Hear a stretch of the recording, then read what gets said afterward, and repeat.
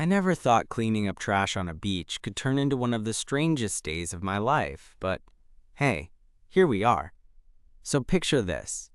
It's early Saturday morning, the kind where the sun's barely up and everything still smells like salt and damp sand. I'm sitting on a creaky wooden bench outside the community center, clutching a free coffee that tastes like it was brewed from leftover water and disappointment. Volunteer day for the local beach cleanup is about to start. And honestly, I'm mostly here because my therapist suggested I try getting out more. Spoiler, she did not say it would involve gloves and garbage bags. I'm scanning the group of people who trickle in, half expecting a bunch of sunburned fitness fanatics or maybe some overzealous environmental club kids. Instead, there's this mix of everyone, retirees, a few kids clutching their parents, hands, and a handful of people who look like they didn't sleep much last night but still showed up. Then my name gets called, and the organizer says, "All right, you two, you're together," pointing at me and this guy I've definitely seen around but never talked to. He's tall, with this kind of easy smile that looks like he's amused by the whole situation but also genuinely kind. His hair's tousled like he just rolled out of bed, and he's wearing these old jeans with holes that somehow make him look more approachable than intimidating. "Name's Eli," he says, sticking out his hand. I shake it, and yeah, I feel a weird buzz. Not the caffeine, something else. We get handed trash bags and gloves, and I'm already trying to figure out how this is gonna go. I mean, volunteering isn't exactly a dating scene, right? But Eli's easy to talk to.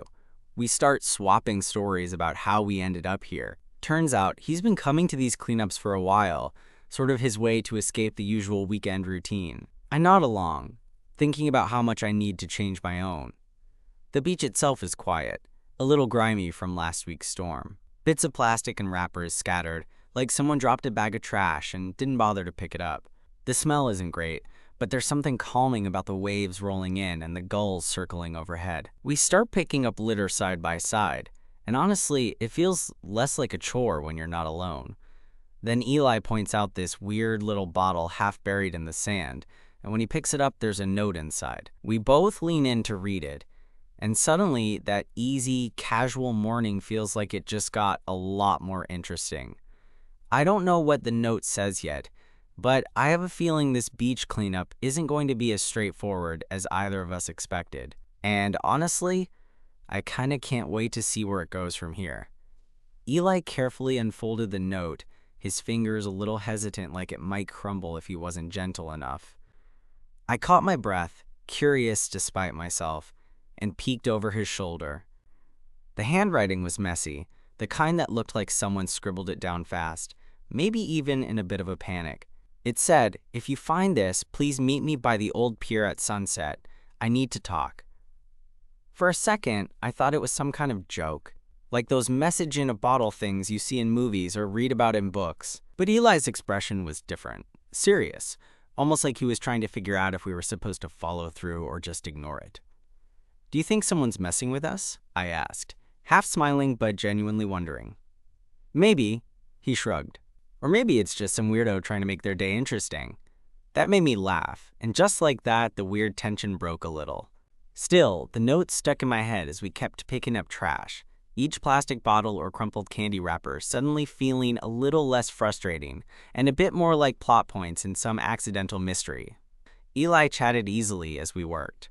He talked about his job at the local bookstore, his obsession with fantasy novels, which was funny considering we were knee-deep in real-world garbage, and how he'd ended up volunteering more because of his girlfriend breaking up with him last year.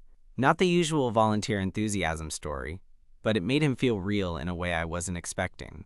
"Okay, full disclosure," he said, tossing a soggy soda can into the bag. "I'm kinda hoping whoever wrote that note is actually gonna show up.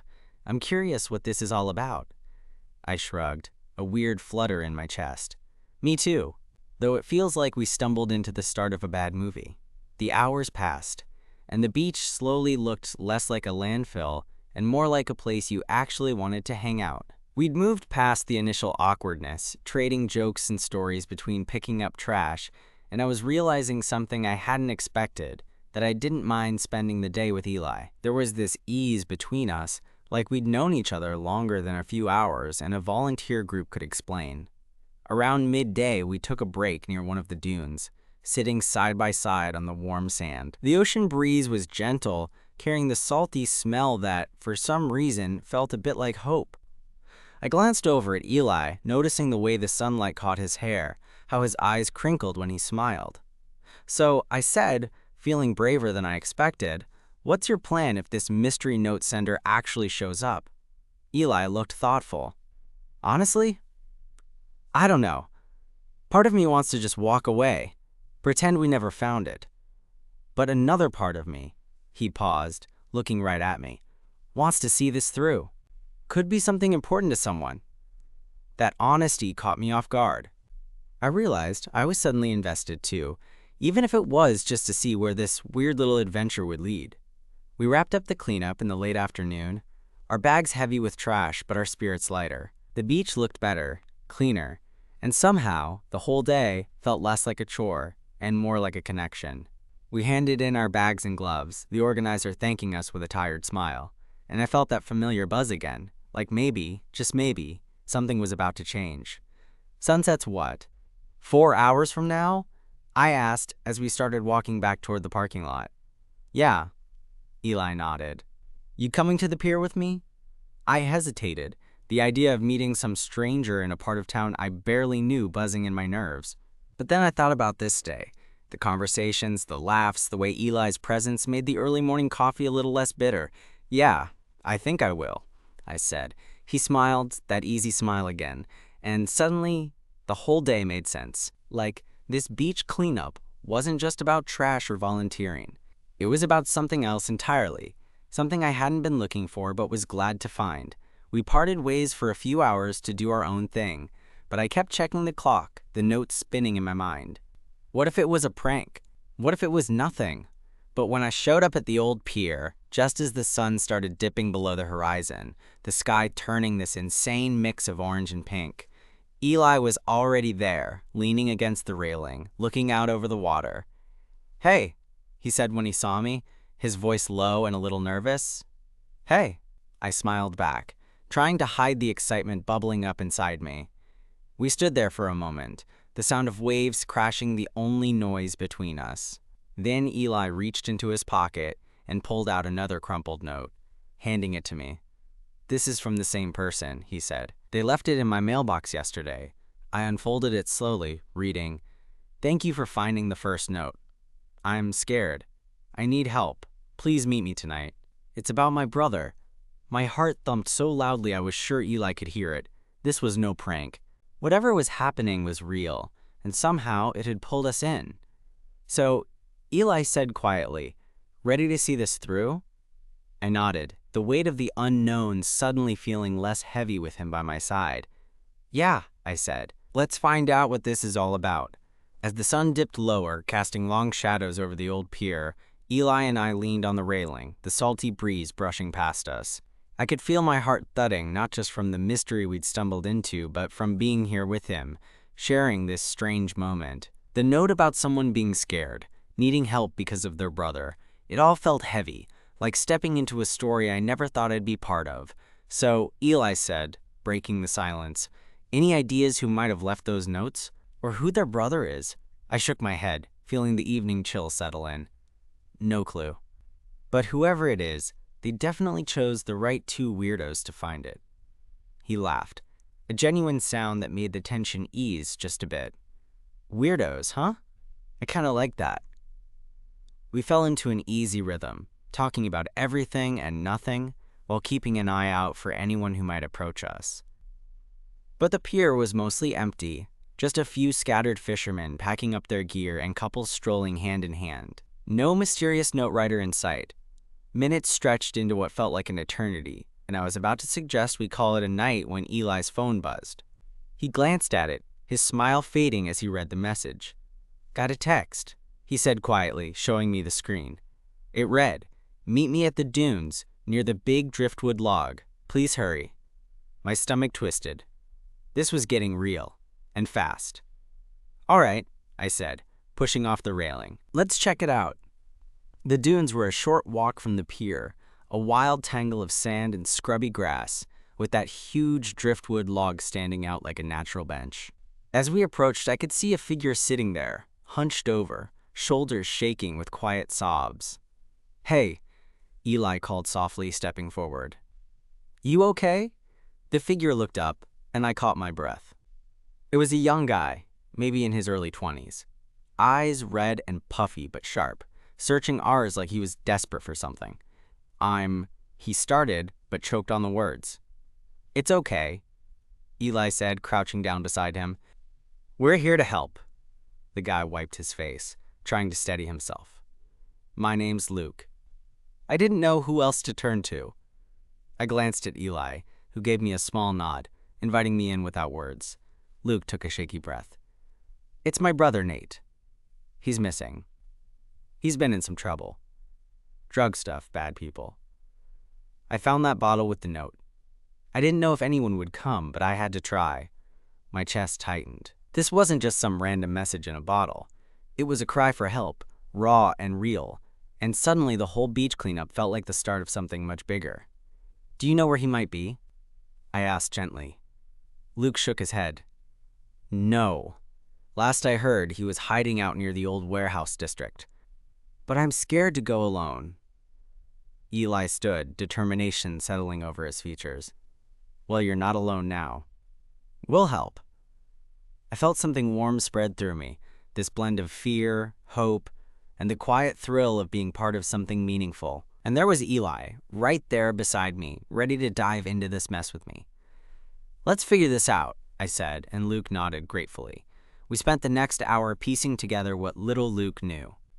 Nate had spiraled after a breakup, gotten mixed up with the wrong crowd, and then gone dark. Luke hadn't told anyone else because he felt ashamed, scared he'd get Nate into more trouble. Eli and I listened, the city lights starting to flicker on in the distance as the sky deepened.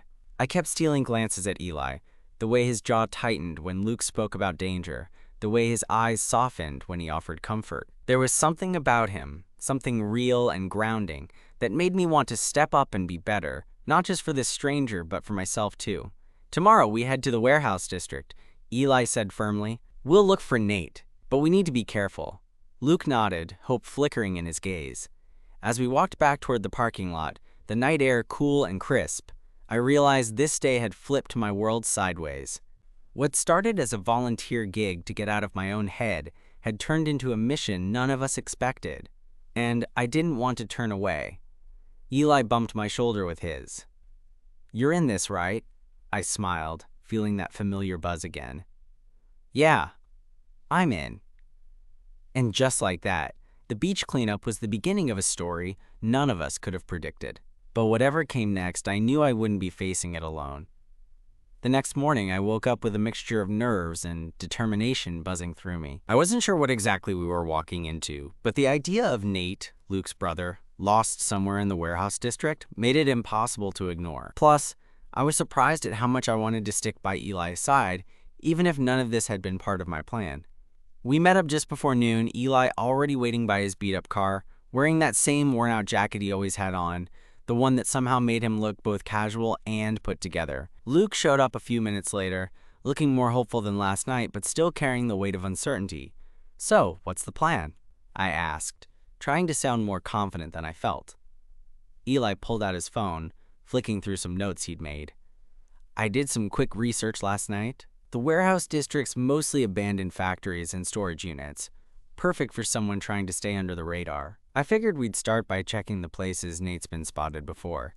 Luke nodded, rubbing his hands together like he was trying to shake off the chill. "I know a couple spots where Nate used to hang. Not many people around during the day, which makes it easier but also riskier." We piled into Eli's car, the three of us driving through streets that got grittier the closer we got to the warehouse district. Broken windows, graffiti-tagged walls, stray cats darting between dumpsters. The kind of place that felt like time had stopped and the world just forgot. Eli parked near a run-down building with a faded sign that said Old Harbor Storage, and we got out, the sun glaring off the cracked concrete. Walking around, Luke pointed out a few corners and alleyways he thought Nate might have used. "This one's where he met some friends a few weeks ago," Luke said. nodding toward a shadowy entrance. They used to hang out here, but I haven't seen Nate in days. We stepped inside, the air stale and thick with dust. The sound of our footsteps echoed as we moved carefully between crates and broken pallets. I kept thinking about how easy it would be for someone to get hurt or lost in here, and maybe that's why Eli's presence felt so steady, a kind of anchor. As we explored, Eli and I exchanged quick glances, silent communication building between us. There was a protectiveness in his eyes that made something stir inside me, an unfamiliar but welcome feeling. Suddenly, Luke's voice caught us. "Wait, I think I heard something." We froze, listening. A faint noise came from deeper inside, a rustling, maybe footsteps. Eli motioned for us to stay quiet and followed the sound cautiously. I wasn't far behind, heart pounding like I'd just run a marathon. Turning a corner, we spotted a figure crouched behind some crates. It was Nate, thin, disheveled, eyes darting nervously. "Hey," Eli said gently, stepping forward with his hands visible. "We're not here to hurt you." Nate looked up, startled. Then his eyes softened a little when he saw Luke. "Luke?" Luke moved closer, relief flooding his face. "Thank God, we've been looking everywhere." Nate didn't say much at first, but as we sat down together in a corner of the warehouse, he slowly opened up about how he'd been running from some dangerous people, bad debts, threats, things he didn't want to drag Luke into. His voice was low, weighed down by exhaustion and fear. Eli listened carefully, then looked at me with that quiet strength he always seemed to have. "We're gonna help you get out of this," he said firmly, "but you have to trust us." For the first time that day, Nate nodded. Maybe it was the way Eli spoke, or maybe just the fact that none of us were pretending this was easy. I felt a surge of something like hope ripple through me. We helped Nate stand, and slowly started making a plan to get him somewhere safe, somewhere he could get help without feeling hunted. Eli offered to drive him back to his place, and Luke was determined to stay by his brother's side. On the ride back, the car was quiet except for the hum of the engine and the occasional glance Eli and I shared. The kind of glance that said we'd just been part of something bigger than a beach cleanup, something that mattered. When we dropped Nate off, he turned to Eli and me, eyes grateful, but still shadowed with worry. "Thank you for everything. I don't know what I'd have done without you." Eli smiled softly. "You don't have to thank us. Just take care of yourself, okay?" As we drove away, I felt a strange sadness mixed with relief. This day had started with garbage bags and ended with helping save someone's life. And through it all, Eli had been there, steady, kind, and unexpectedly important. Back at the beach parking lot, we sat in Eli's car for a moment, neither of us rushing to leave. "That was intense," I said, breaking the silence. Eli chuckled. "Yeah, definitely not the usual Saturday." I looked over at him, the streetlights casting a soft glow across his face. "Thanks for dragging me into all of this." He shrugged, that easy grin spreading across his lips. Maybe I needed dragging too. For the first time in a long time, I believed that maybe things were starting to change. And somehow, that made the whole messy, unexpected day worth it.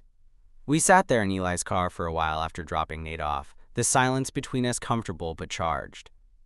The city lights outside flickered through the windshield, casting shifting patterns on Eli's face.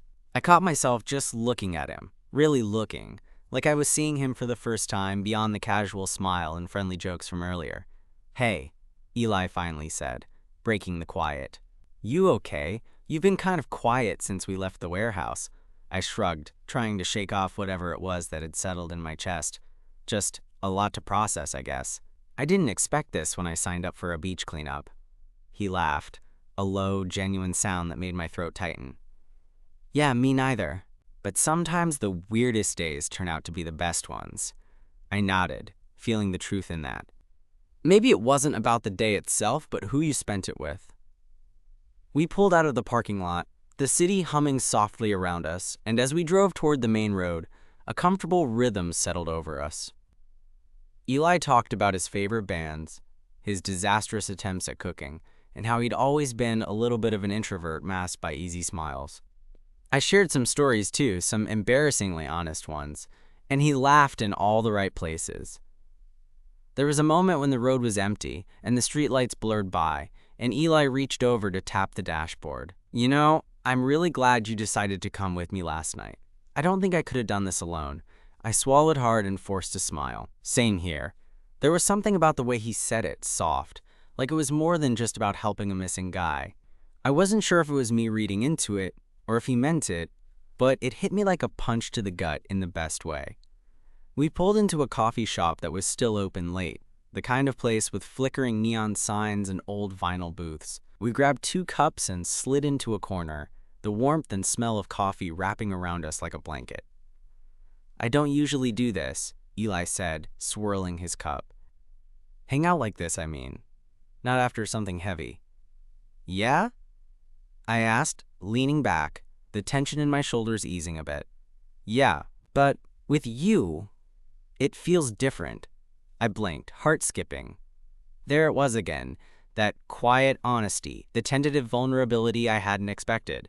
Me too, I admitted. I've been stuck in my head a lot lately. Today, with you and Luke and Nate, it felt like I was part of something real. He smiled, that easy, genuine smile that made my chest warm. Maybe we both needed that. We talked for an hour, maybe more, about everything and nothing.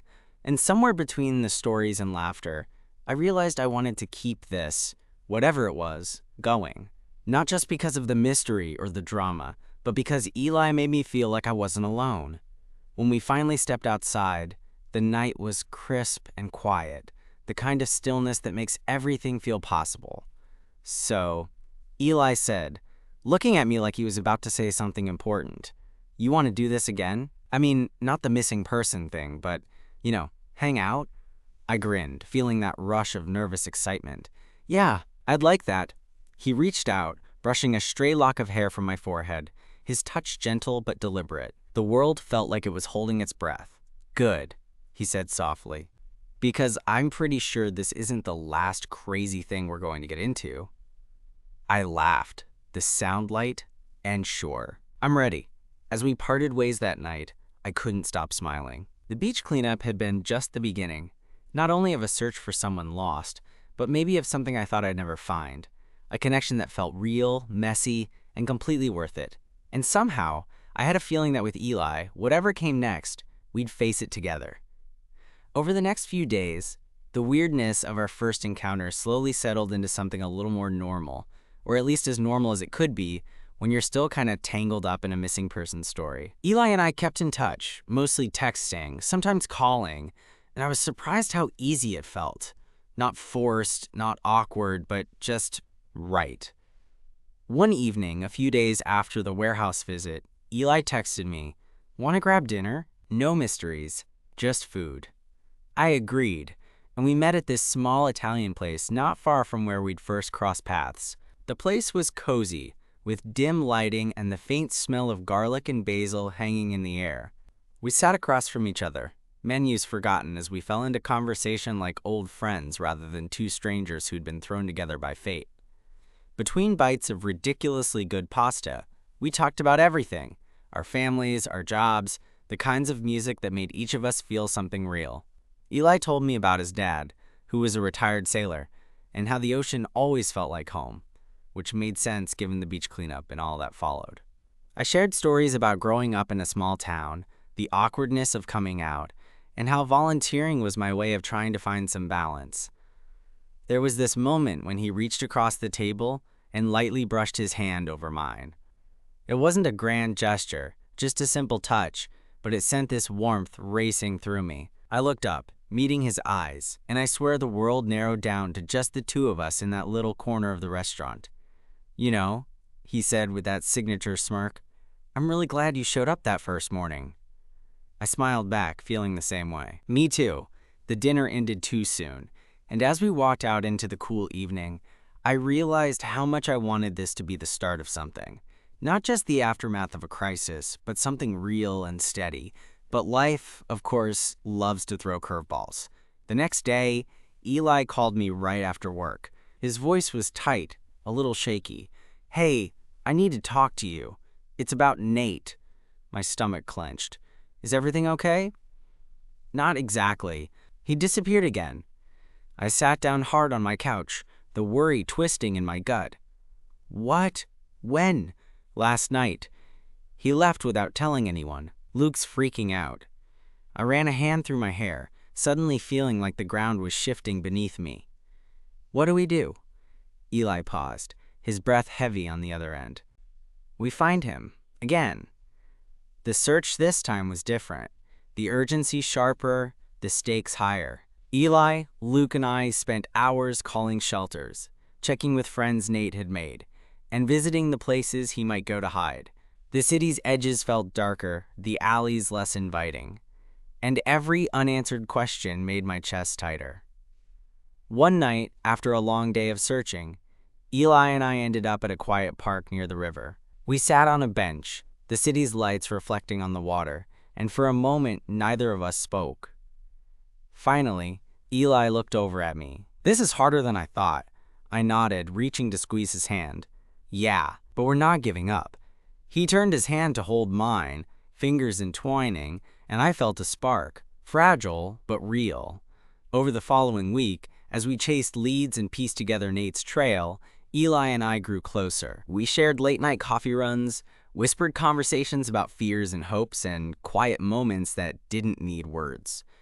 One evening, after a fruitless day of searching, we found ourselves back at the beach where it all started. The air was cool, the waves softly crashing, and the sky streaked with stars. Eli pulled me close, his voice barely above a whisper. I don't know what's going to happen with Nate, but I do know I'm glad you're here. I leaned into him, the sound of the ocean filling the space between us. Me too. In that moment, with the night wrapping us up and the world pressing pause, I realized that sometimes the messiest, scariest parts of life lead you exactly where you're supposed to be. And maybe, just maybe, this was the beginning of something worth holding on to. Weeks passed, and slowly, the pieces of Nate's story began to come together. With Luke's persistence and Eli's quiet determination, we finally found Nate staying at a small halfway house on the outskirts of the city, trying to get clean and figure out a real way forward. The relief that flooded Luke's face when we told him was something I'll never forget, hope tangible and bright, like a sunrise after a long, dark night.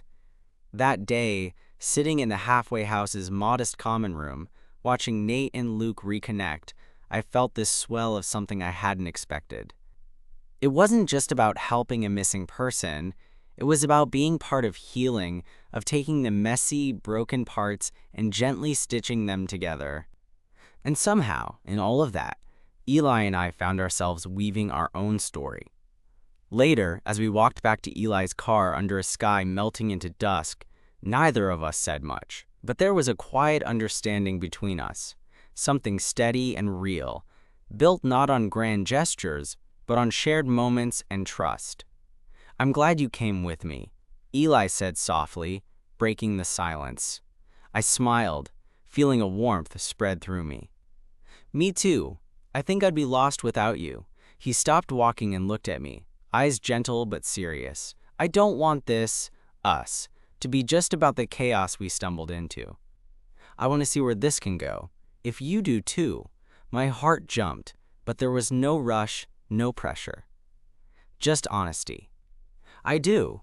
We stood there for a moment, the city's hum around us, the waves in the distance, everything somehow feeling both enormous and intimate.